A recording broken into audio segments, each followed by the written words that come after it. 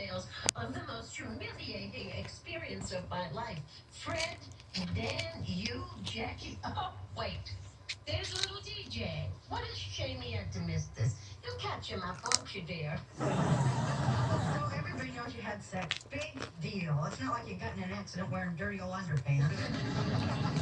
Well, it will never happen again. I can tell you that much. Oh, Mom, now you never were a quitter. But one attempt with Jake and I almost killed myself. Because with your father, it was always a disaster. Oh, God. But you probably don't want to talk about this.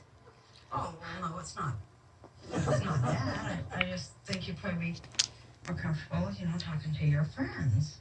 My friends? Yes, you're right. I should talk to my friends. Well, I mean, like,